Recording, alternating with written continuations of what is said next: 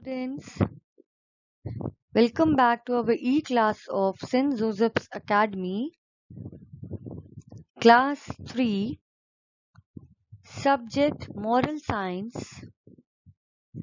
The topic we are going to study today is Chapter 2, With Folded Hands.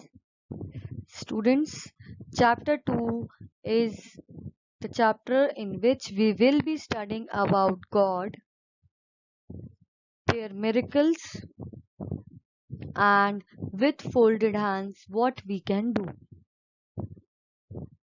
So, starting with something which is new to all of us, what is moral science? I am Anukriti Gupta, your moral science teacher for today, will be guiding you and explaining you this chapter today. Let us start with our today's work now. So, let's understand, students, what is moral science? Answer. Moral science is branch of social science. It is a branch of social science. Social science you all must be studying. It teaches you moral values. Moral values nowadays are very much important. How do we behave? In what sense, in what tone we are talking, and how do we have to live? What are our needs, and what do we do in our daily work? Right? So moral values are nowadays very much important. So it tells you what is good and what is bad. So moral values basically decides that this thing is good for us or this thing is bad for us. Whether this thing should happen, whether it should not happen. So basically moral science is a branch of social science which teaches us moral values and also guides us about the right and wrong. Merits. What are the benefits of this subject? It guides human beings to judge their as well as of others' action, whether they are right or wrong. So it guides human beings, means it guides us whether we should judge others' action, it should be right or wrong, and uh, in hand we should also know whether we are doing the work right or wrong. Our work is right or wrong. So we should know about the both. This is what moral science teaches us. Yes, students, this is what moral science teaches us. So importance of this moral science is we learn good habits and manners which play a very important role in success in life. So we during moral values, moral science, we learn what is good habits, what are bad habits, what should we not do and what should we do. They learn to respect people around them. We learn how to respect people around us, maybe younger than us or elder than us, whosoever it is. How should we behave and have control over their bad habits? We should have control over. Everyone is having a bad habit, right? Everyone, including us, teachers, everyone. Some people have some bad habits. So it allows us to have control of their bad habits. They learn to socialize. We learn to socialize. Socialize means we learn to talk to people. We learn how to behave when we are living in the society. And also understand the values of life. We also understand what are the values of our lives. Like in good habits, you can see we should pray every day, we should exercise every day, brush our teeth, we should drink water properly, enough water. So in bad habits you can see we should not sleep on anywhere, we should not sleep on sofas, we should not litter, we should not be having any talks with any person, and etc etc. So we should also always maintain good habits towards each other and towards the society also. Let us now start with our today's work, which is with folded hands. We will study about the new chapter. So, students, please take out your books. I hope you all are having the book. If you are not having the book, you can just have a look at the video and I will be guiding you. Chapter number 2, with folded hands. What does with folded hand means? It means we have to fold our hands. Tina was a little girl. She was the youngest child of her family. There was a girl, Tina, and she was a very little girl. She was the youngest. Youngest means the smallest one in her family. Her parents loved her very much. Her parents love her very much, like our parents do. She was a good girl. She was a very good girl, right? Tina enjoyed her life with her two sisters, loving, laughing, playing, and praying together. So, Tina was having two elder sisters. Because she was the youngest one, so she is the smallest one.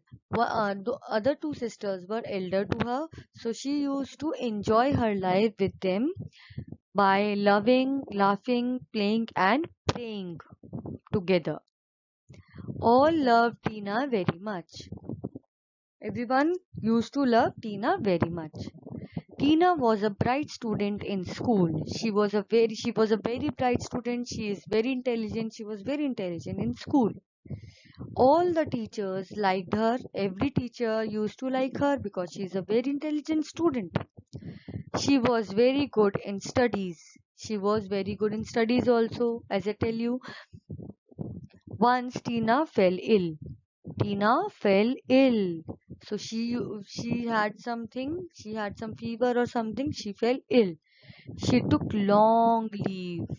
From the school, she took long leave. After recovering, after getting ready, and after recovering from fever and everything, she joined the school. She came back to the school but found it very difficult to study. Now she found it very difficult. How should I study? Because she missed everything. She missed many classes, many maths classes, many English classes, many social science classes. So she used to find it very difficult. She failed in maths. The maths teacher scolded her. Tina felt very sad and cried. She failed in maths because she took a leave. She was ill. And maths teacher scolded her then because she was a very bright student and teacher was expecting good marks, but she failed. So she felt very sad and she cried. One day Tina asked her parents to teach her maths. Then she was giving proper attention to the subject, and one day she asked her parents to teach her maths, but they were not highly educated. They were not knowing much about maths. They could not teach her maths. They were unable to teach her maths because they are not very much educated. Then Tina's mother said, "We do not know maths, but we have our God who can teach you all the subjects. You ask him to teach you maths." So, mother said that we do not know maths, but we have our God.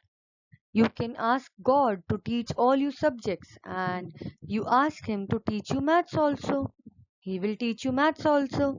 He knows everything. So he will teach you maths also. What happened next? Truly, Trina asked, "Is that true?" Truly, if you trust God, He will teach you everything. So mother said, "Yes, this is true. If you trust God, He will teach you everything, everything about life and anything." So she started praying, "Dear God, my mother does not know maths. Please teach me maths." Tina prayed to God. She prayed with hope and trust. She was having trust that God will definitely help him because she was ill. She was not making excuse. So she trusted God. Slowly, she started to understand maths. At the end of the year, Tina came out as the top scorer in maths. You see what a wonderful story, students. Slowly, she started to understand maths.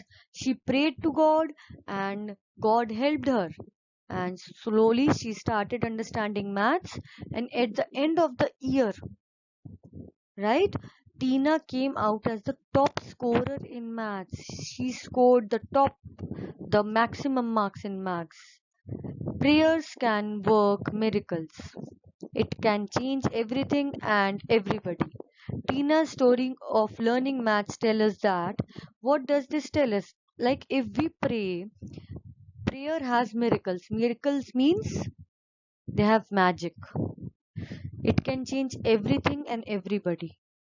Tina's story of learning maths tells us that God answers our prayers. If we pray with hope and trust in God, He will definitely answer our prayers.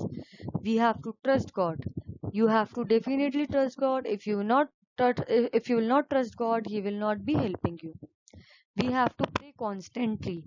It is not that today you will pray and then you will not pray. If your work is there, you will pray, otherwise, you will not pray. It is not like that. You have to pray daily. Then only God will listen to you. What is prayer? Prayer is a loving conversation with God. We love God and it is a loving conversation with God. We talk to God. From the time we get up, we should think of God. Whenever you get up from bed, think of God. Before we study, think of God. Play, work, and sleep. You think of God. We must seek the assistance of God. We must always ask to God for His assistance. All the members of the family must come together and pray. Everyone should pray together. At least once in a day, they must pray together. Saint Teresa of Calcutta says, "The family that prays together will stay together." So, the Saint Teresa of Calcutta says, the family that prays together, the family which is praying together once a day, will always stay together. They will always stay together. Whatever we start with God will surely succeed. Whatever we will start with God, we will always succeed in that particular thing. God will definitely help those who seek His assistance. God will definitely help those students or help those people who ask His assistance, who ask Him daily that what should we do? Please help us. And daily, not 1 or 2 days. Prayer is not merely requesting God for our needs. It is not that we should always request, please give me this, please give me that. No, we should thank Him. Thank you for the food. Thank you for the study. Thank you for teaching us. So, thanking God for the blessings we received. We should always thank God is prayer. Praising Him for His goodness is also prayer. We should also praise Him. God, you are great. You gave us books. You gave us good house. You gave us food. So you are great. We should always praise Him. Whenever someone praises us, we feel good. So we should also praise God because He is always supporting us. He is always there with us in any of ups and downs in our life. Maybe small, maybe big, but He is always there with us and He is never going to betray us. He will always help us. So we should what we learned, students, from this chapter, that we should always trust God, we should pray to God, and we should not always ask God for our needs. We should ask Him we should thank Him, we should praise Him for His goodness and blessings, right? So this is all we have for chapter. So home assignment is, students, you have to read chapter 2, read this chapter again and understand it. Please underline the difficult words. If you find anything which you are unable to understand, let me know in the next class or in the comment section. I will definitely answer all of your queries then and there itself. If you are finding anything difficult, so please let us know, and or your moral science teacher on in the comment section below. We will be guiding you throughout the page. And you have to revise chapter 1. So we are done with chapter number 1. We are done with the exercise work also. Please revise it on daily basis or once a week. And trust in God, pray to God every day. Thank you, students. Stay blessed.